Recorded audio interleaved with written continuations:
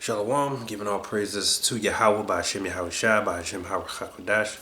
Say double honors to our apostles and elders, very great millstone. Peace and blessings to the Lord's hopeful elect. So, the scriptures teach us to be the difference in Israel. And we're dealing with Israel here, which in turn results to the world. And as Paul says here in Philippians 2:13, it says, For it is Yahweh which worketh in you both to will and to do good. It's like it. For it is Yahweh which worketh in you both to will and to do of his good pleasure. Do all things without murmurings and disputings, that ye may be blameless and harmless, the sons of Yahweh, without rebuke, in the midst of a crooked and perverse nation, among whom ye shine as lights in the world. Now this perverse nation is talking about Israel. But you can, if you want to apply it to the world, sure.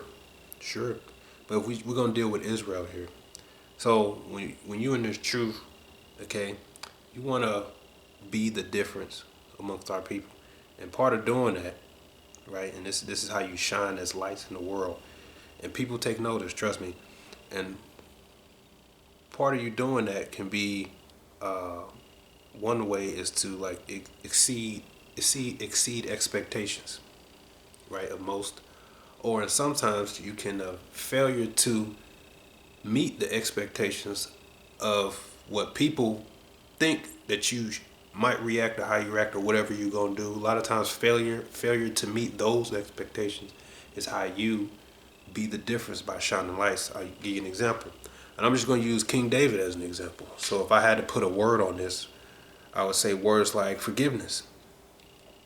Forgiveness is not common amongst Israel, especially of our people today. Okay, like I said, we're talking about Israel here, right? So we'll use King David for an example, and I'll be pretty brief, but this is when he had his back and forth with Saul, right? So this is 1 Samuel 24, verse 3. It says, And he came to the sheep coast by the way, where was a cave, and Saul went in to cover his feet. And David and his men remained in the sides of the cave. And the men of David said unto him, Behold, the day which the Lord Yahweh said unto thee, Behold, I will deliver thine enemy into thine hand, that thou mayest do to him as it seemed good unto thee. Then David arose and cut off the skirt of Saul's robe privately. Now mind you, the people, especially David, man, they knew how Saul viewed David. They knew the things that Saul did to David. They understood that Saul knew that the Lord was dealing with David. And like there was an account where he promised whoever would bring me 1,000 of the Philistines foreskins will have my daughter. And David did it, but what did he do? He went and gave his daughter to somebody else. See, and the men, they knew that, okay, because he only proposed that offer anyway in hopes that David will fall.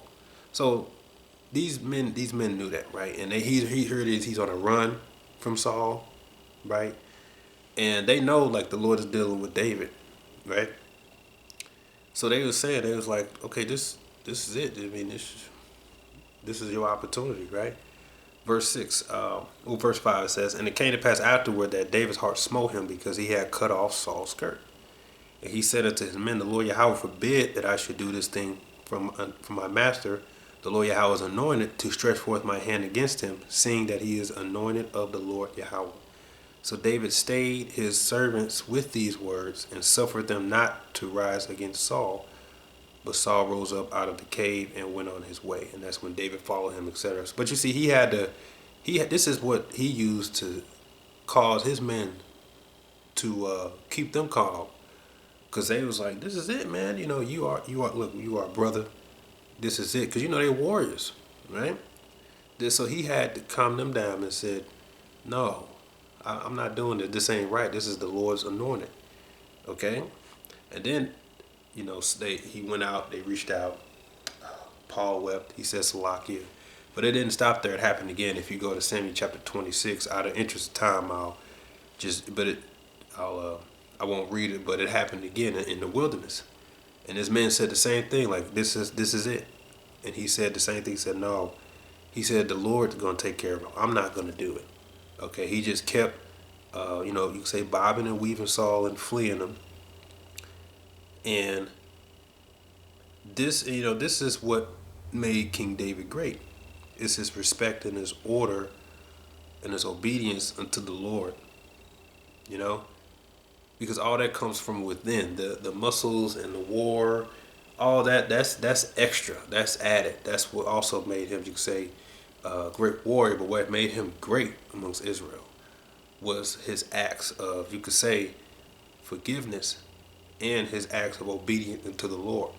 Whereas most wouldn't fail to use that opportunity to get back at the man that's trying to get at you or who did all this wrong to you. He said, "No, man, this ain't right." He like the Lord is with me. I'll just keep avoiding him. The Lord, I already know. The Lord already told me the Lord gonna deal with him, so I'm not gonna do it. You see. So then, if you go to 2 Samuel, right now, this is when Saul had died, and you had this Amalekite who went to confirm the death to David, but he thought that he was going to get a reward. So it says, now it came to pass after the death of Saul, when David was returned from the slaughter of the Amalekites, and David abode 2 days in Ziklag, and it came to pass on the third day that, behold, a man came out of the camp from Saul with his clothes rent and earth upon his head. And so it was when he came to David that he fell to the earth and did obedience. And David said unto him, From whence comest thou? And he said unto him, Out of the camp of Israel am I escaped. And David said unto him, How went the matter? I pray thee, tell me. And he answered, That the people are fled from the battle, and many of the people also are fallen and dead, and Saul and Jonathan his son are dead also. And David said unto the young man that told him, How knowest thou that Saul and Jonathan his son be dead? And the young man that told him said, As I happened by chance upon Mount Gilboa, behold, Saul leaned upon his spear, and lo, the chariots and the horsemen followed hard after him. And when he looked behind him, he saw me and called unto me, and I answered, Here am I. And he said, answered unto me, Who art thou? And I answered, I am an Amalekite. He said unto me again, Stand, I pray thee, upon me, and slay me, for anguish is come upon me, because my life is yet whole in me. So I stood upon him and slew him, because I was sure that he could not live after that he was fallen. And I took the crown that was upon his head and the bracelet that was on his arm, and have brought them hither unto my Lord. And David took hold on his clothes and rent them, and likewise all the men that were with him. And they mourned and wept and fasted until evening for Saul and for Jonathan his son, for the people of the Lord Yahweh, and for the house of Israel, because they were fallen by the sword. So you see, his attitude was, they mourned, they wept. Why? Because it was still their brethren. Israel still had lost, and this was still his kinsman, right? And David said unto the young man that told him, Whence art thou? And he answered, I am the son of a stranger in Amalekite. And David said to him, How wast thou not afraid to stretch forth thine hand to destroy the Lord Yahweh's anointed? And David called one of the young men and said, Go near and fall upon him. And he smote him that he died. And David said to him, Thy blood be upon thy head, for thy mouth hath testified against thee, saying, I have slain the Lord Yahweh's anointed. And David lamented with his lamentation over Saul and over Jonathan his son. So what did he do to that guy? Okay, he said, Seekest thou a reward? You just admitted that you put your hand on the Lord's anointed. Because, the dang devil said that he knew that Saul basically wasn't going to survive, so he should have just let him die, right? But no, he wanted to do it, and he took the crown and his pearls because he thought he was going to get a reward, right? Because he thought, his expectation was, oh, this is the enemy of King David. And so King David will reward me because I'm bringing him his enemies. His enemy, I'm bringing him his enemy's crown. So surely I'm going to get a reward. So how did David shine his light? He failed to meet his expectation. He said, man, now you about to get it. And it happened again, too. It happened again. But but this was amongst Israel. But I'm just going to get the point. I'm just going to get the point. 2 Samuel 4 and 8, okay?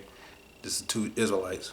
It says, and they brought the head of Ishbosheth unto David to Hebron. And if I recall, this was just one of Saul's men, right, who was rebelling against David. And said unto the king, behold, the head of Ishbosheth, the son of Saul, thine enemy which sought thy life, okay? And the Lord Yahweh had avenged the Lord and the king this day of Saul and of his seed. And David answered Rechab and Baanah his brother, the sons of Rimmon the Beerothite, and said unto them, as the Lord Yahweh liveth, who have redeemed my soul out of all adversity. When one told me, saying, behold, Saul is dead, thinking to have brought good tidings, I took hold of him and slew him in Ziklag. Who thought that I would have given him a reward for his tidings? How much more, when wicked men have slain a righteous person in his own house upon his bed? Shall I not therefore require his blood of your hand, and take you from the earth? And David commanded his young men, and they slew them, and cut off their hands and their feet, and hanged them over the pool of Hebron. But they took the head of Ishbosheth and buried it in the sepulchre of Abner in Hebron. So you see, now I'm not saying, because this is him bringing judgment, but it's his attitude. Because I'm going to end it on the forgiveness part, right? So David didn't look at it as like, yeah, that was my enemy. Yeah, got him. Oh, thank you. You brought the head of my enemy. David basically said, this ain't nothing to do with you, bruh. Okay, this is between me and him. And that Edomite thought that he was going to get a reward. And now you guys think you're going to get a reward? No, I'm going to do you like I did him. And then he took the head and he buried it properly. You see? So even in death, he still had respect to Saul and his family. And here's the point. 2 Samuel chapter 9, right? And David said, is there yet any that is left in the house of Saul, that I may show him kindness for Jonathan's sake? You understand? Mind you, even after this, the men of Saul rebelled against David that forward on. But even then, David didn't have the attitude of, man, just the whole house of Saul, just F him. No, he didn't do that. Okay? It says, and there was at the house of Saul a servant whose name was Ziba, and when they called unto David, the king said unto him, art thou Ziba? He said, thy servant is he. And the king said, is there not yet any of the house of Saul, that I might show kindness of Yahweh unto him? And Ziba said unto king, Jonathan hath yet a son, which is lame on his feet. And the king said unto him, where is he? And Ziba said unto the king, behold, he is in the house of Machir, the son of Ammiel, in Lodabar. Then King David sent and fetched him out of the house of Machir, the son of Ammiel, from Lodabar. Now when Mephibosheth, the son of Jonathan, the son of Saul, was come to David, he fell on his face and did reverence. And David said, Mephibosheth. And he answered, behold, thy servant. And David said unto him, fear not, for I will surely show thee kindness for Jonathan thy father's sake. And he will restore will restore thee all the land of Saul thy father, and thou shalt eat bread at my table continually. You understand? And he took all of his house. He said, bring them all. So look at that. Okay? So even though the man sought his life, because of the promise and love he had for his son, Jonathan, he wanted to make sure any of the house of Saul, I want to set them in order. I want to do right by them. Okay? So he found the young man that was lame, and like, no, bring him here. You gotta bring him here. Oh, look, brother, I'm gonna get you right. You and everybody, all y'all gonna eat with me at my table. So even then, he still treated Saul and his family like his own. You understand? So he went far beyond what any of his men probably expected or would have thought that any man would do. That's why David's great. That's part of why David's great. You know what I'm saying? His attitude and his faith towards the Lord, and the way he viewed, you could say, his enemies, because he understood.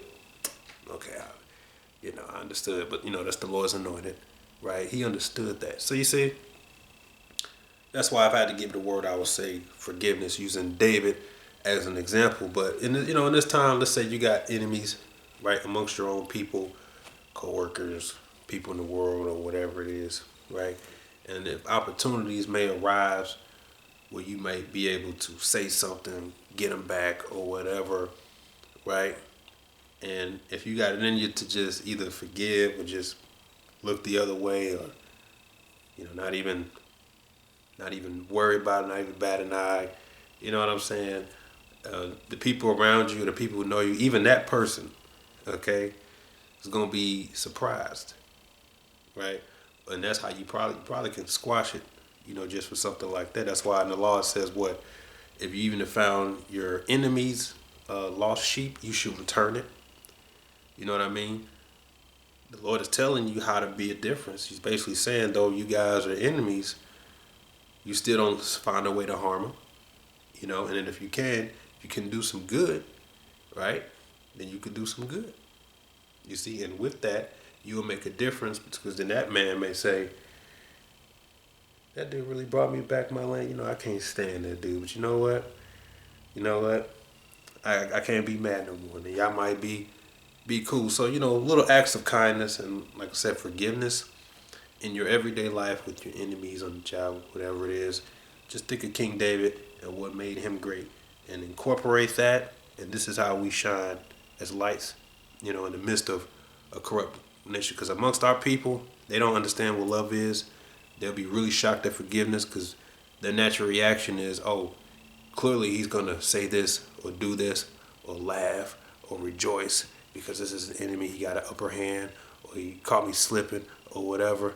And you fail to meet those expectations and you do the opposite. That's how you do it, man. That's how you fulfill, what Paul was pushing for us to be. Keep that in mind. So with that, shalom.